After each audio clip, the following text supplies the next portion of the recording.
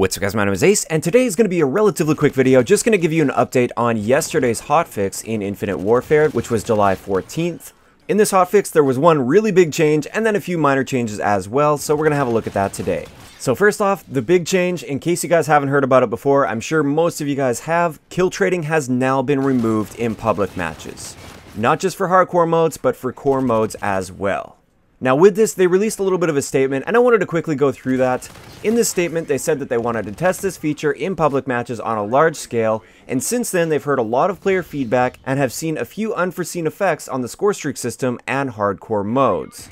This is why they decided to remove it. They said they're very grateful for all the feedback that they get and everything like that. And this does confirm what I initially suspected. This whole kill trading thing, it was just a test to see what it would be like in public matches.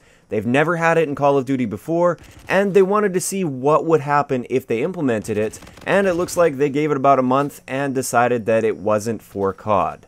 I, for one, am really happy to see this. I know there are certain people out there that like the kill trading system, but I'm still strongly against it in Call of Duty, and that's coming from somebody that ends up on both sides of trades fairly often. So there's lots of times where I get the kill that I wouldn't have gotten while still dying in a trade, and I'm still strongly against that. I would sacrifice every single one of those kills if it meant that the reverse situation never happened to me.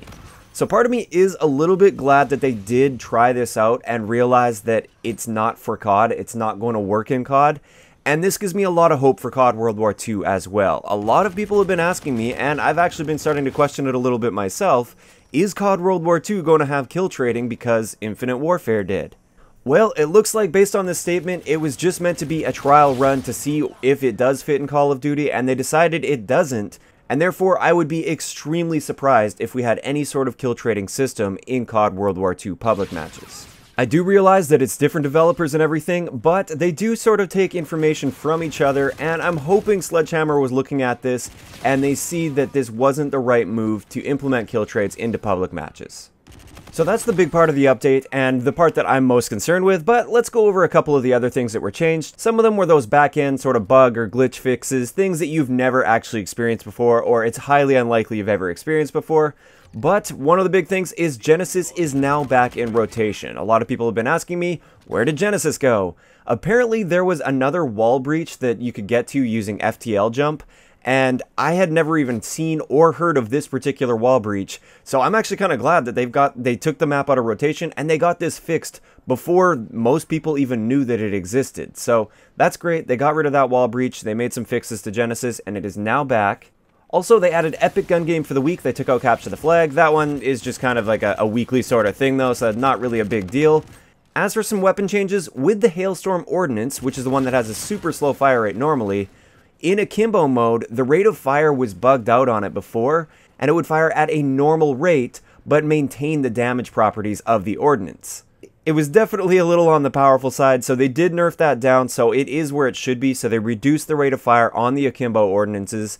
And honestly, that was like the only upside to using that particular variant in my mind. It's not a very good variant now. I wouldn't recommend spending any salvage on it. But they did make that change, and it does kind of make sense. It is now where it was intended to be, even though that state isn't that great. Next, for the M2187, they fixed some issues with challenges not working as intended, and even though they didn't go into details with this, I believe this is the glitch that was happening where you could get your initial 200 kills, I think it's 200 kills, at the same time as your hipfire kills, which you can't do with any of the other guns in the game. Every other gun, you have to get your initial kills done, and then you have to start working on your hipfire kills or your headshots or something like that. But with the 2187, this was happening simultaneously. And a lot of people really like that, myself included. I find it kind of annoying that you have to go through those first 200 kills. What if you get a bunch of headshots in there for a gun that needs headshots, or you get a bunch of hipfire kills? It didn't really make much sense to me to have that initial 200 kills, and with those 200 kills, any other progress that you would do towards camos just simply didn't count. Either way, it looks like they've now patched that out of the game for the 2187.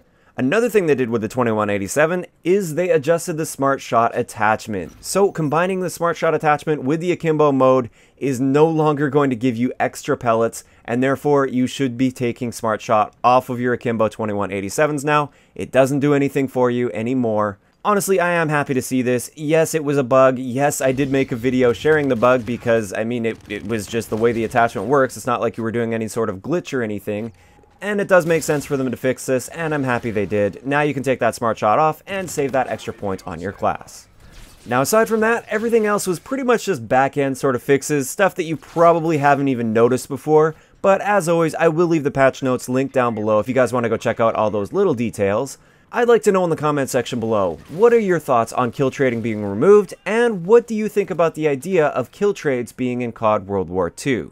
One thing I will say is I can definitely see a better argument for kill trades when you do have a 60 Hz tick rate, which is what it looks like we're going to be having for CoD World War II. But even then, I'm still fundamentally against kill trades in Call of Duty. I think it works for some games, just not for Call of Duty. And I'd like to know what you guys think down below.